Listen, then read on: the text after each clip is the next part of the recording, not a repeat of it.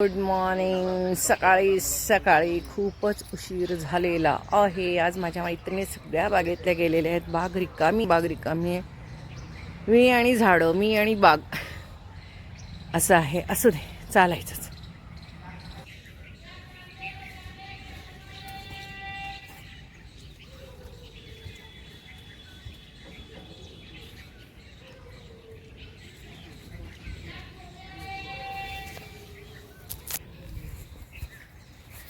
बागेच्या शांत वातावरणामध्ये व्यायाम करत करत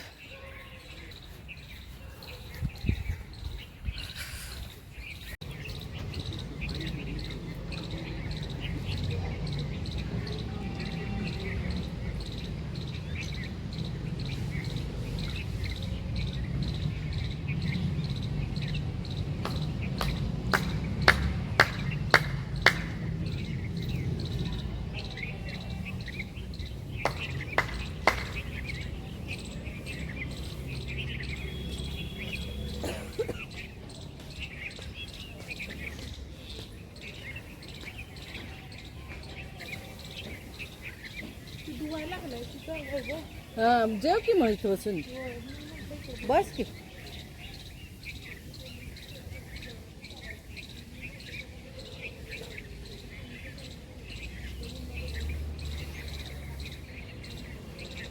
झालं सकाळचं काम सगळं? होय. जेवलीस ना? चहा फक्त सकाळचा घेऊन येते. आता गेल्यावरती नाश्ता करायचा, पुन्हा एकदा चहा घ्यायचा. एक चहा घेऊन येते सकाळचा.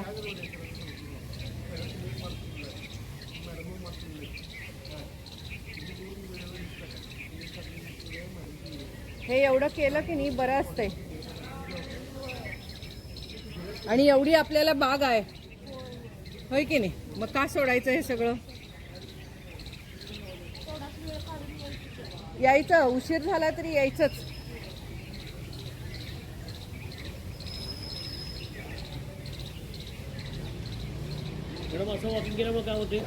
काय होते, आपण हे असं कधीच चालत नाही. मग इकडच्या आपल्या ना मसल्सला कधीच हे मिळत नाही, म्हणजे व्यायाम मिळत नाही. आपण नेहमी असं चालतो. त्यामुळे गुडघ्याला इकडे पण मसल्स असतात की ह्या बाजूला, मग गुडघादुखी कमी होते. आपण पुढं वॉकिंग करतो, त्यामुळे इथं आपला जोर पडतो. आपण मागं वॉकिंग केलं की वॉकिंग होतंय मागच्या ह्या मसल्सला. इथल्या याला पार्टला आपण शून्य व्हॅल्यू देतो. आपण व्हॅल्यूच देत नाही ह्या पार्टला.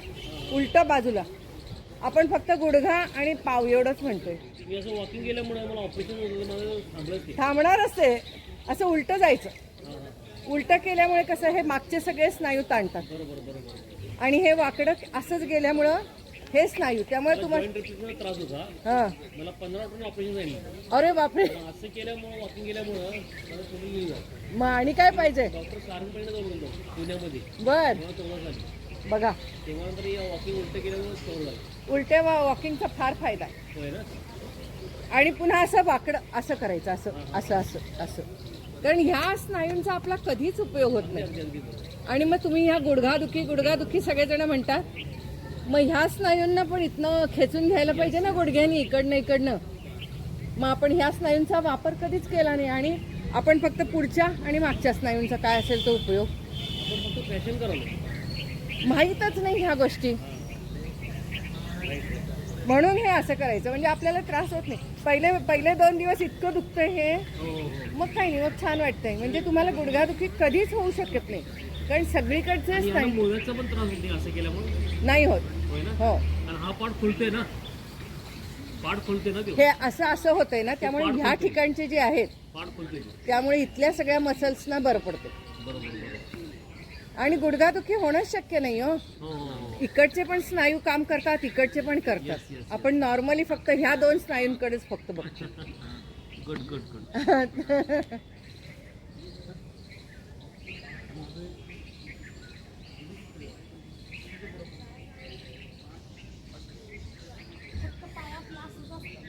आणि मग आपण फक्त असंच चालतोय ना.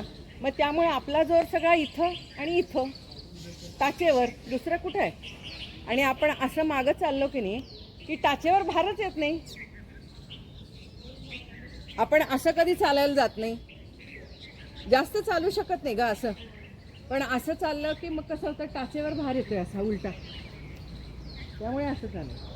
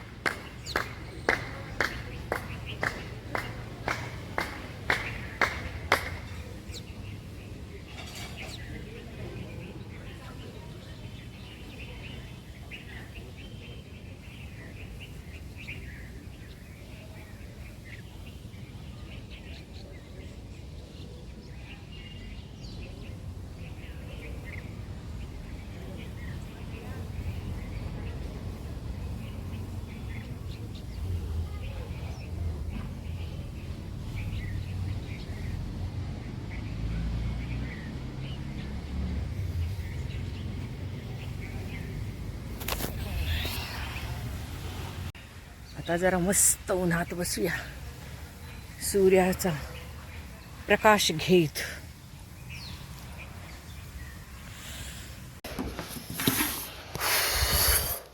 थकायला झालं, दमायला झालं. जरा आता निवांत बसते आणि गरम गरम कढी पिते मस्त.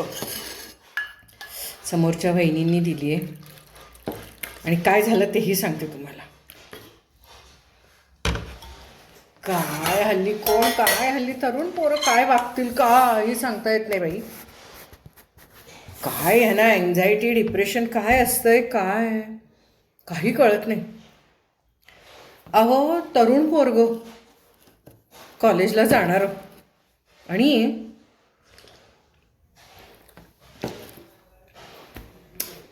जरा आई बाहेर गेली होती त्याची. तर आता आपण जाताना पटकन इथल्या इथं कोपऱ्यावर जायचं असेल, कोणतरी बोलवलं तर जातोच ना, असं काही विशेष नाही, काही कुलप घालून जातो. तसं ती आई गेली, त्यात काय एवढं मोठं. तर तुम्हाला सांगते, त्या मुलानं घराला आतून कडी लावून घेतली, बाहेरच्या गेटला कुलूप लावलं आणि बसला. आता तासभर झालं त्यांच्या घरामध्ये हाका मारायला लागलेत. आता हा झोपला का कानात, काय हल्ली सगळी पोरं कानात घालून बसतात की, ते कानात घालून बसलाय काय झोपलाय का काय फासबीस लावून घेतलाय, काय मेलाय बिलाय, काय वाटेल ते विचार येतात हो डोक्यात. काही नाही, त्या पोराला संडासला जायचं होतं म्हणून त्यानं सगळ्या दरवाजाला कड्या लावल्या. आणि त्याला वाटलं संडासून आल्यावर आपण बाहेर ते कुलपण कड्या काढाव्यात, म्हणून तो गेला संडासातनं बाहेर आल्यावर तो विसरूनच गेला की आपण बाहेर कुलपं लावलेली आहे. निवांत ही पोरं घरात दरवाजाला कड्या लावून बसतात ना, खोल्यांना, रूममध्ये आतमध्ये पॅक करून बसतात. पॅक करून बसलाय. बाहेरनं सगळे आरडा ओरडी. आता 1 तासभर गोंधळ झाला हा सगळा. शेवटी गेटवरून वरनं चढून एक मुलगा येऊन बघून आतमध्ये घरात जाऊन ओरडाआरडी करून, घरात सुद्धा जाता येईना कारण की घराला सुद्धा आतनं कड्या. 1 तासभर हा गोळ झाला. काय विचित्र वागतात ना आजकालची तरुण पिढी, काय कळतच नाही. पोरं सुद्धा विचित्र. एकतर त्यांना ना ते सगळं जे बघायचं असतं की नाही मोबाईलवर आणि लॅपटॉपवर, ते बाकीच्यांनी बघू नये असं वाटत असते. काय बघतात कुणास ठाऊक. सगळं चोरून ठेवायचं, सगळं चोरून ठेवायचं. ह्या भानगडीमध्ये दरवाजाला कडे कुलपं लावून बसतात, घराला कडे कुलपं लावून बसतात. कॉमन सेन्स नसतो ह्यांना की आपण जरा बाहेर बसावं. बाहेरून कोण येणार असेल तर, कडी लावली असेल तर तुम्ही दरवाजे उघडे ना खडकून, पण बाहेरच्या हॉलमध्ये तर बसू शकता का? नाही बसू शकत. बाई त्या पोराचं ना अक्षरशः इतकं आम्ही सगळ्याजणी आत्ता वैतागून गेलो. काय आता दरवाजा फोडून काढायचा का पोलिसांना बोलवायचं, काय करायचं, काय काय वागतील. विचित्र तरुण पिढी आजकालची विचित्र झालेली आहे. बेजबाबदार, बेशिस्त. आणि वर मग संडासला गेलो होतो. अरे पण तू संडासमधनं आल्यानंतर दरवाजा उघडायला पाहिजे होता का नाही? काही नाही, जबाबदारी नाही. आपण जे काय केलोय त्यानं बाहेर तमाशा झालेला आहे, त्याचं काही जाणीव नाही. मग त्याला काय होते? असं वागणूक इतकी उद्धट आणि उर्मट झालेली आहे. काही काही पोरं खूप चांगली आहेत, पण काही काही पोरं अगदी उद्धट आणि उर्मट झालेली आहेत बोलायला. काय माहीत नाही बाबा, पिढी अशी का झाली. जबाबदारी तर नाहीच. ठीक आहे, आता संडासला जाताना माणूस दरवाजे लावून जाणार, पण बाहेरच्या गेटपासून सगळ्याला कुलपं लावून जायची काय गरज आहे? एवढं कशाला घाबरायचं? भीती पण ह्यांना आहे, तेवढी धडधडही त्यांना होते. काय आणि वर ह्या भीती आणि धडपडीचं हे लोकांसमोर तमाशा झाला म्हणून, आणि वर उद्धटपणा आणि उर्मटपणा. बाप रे, काय करायचं? त्याच्यासाठी आत्ता बाहेर जाऊन आले, बघून आले हा उद्योग. घरोघरी मातीच्या चुली आहेत पण या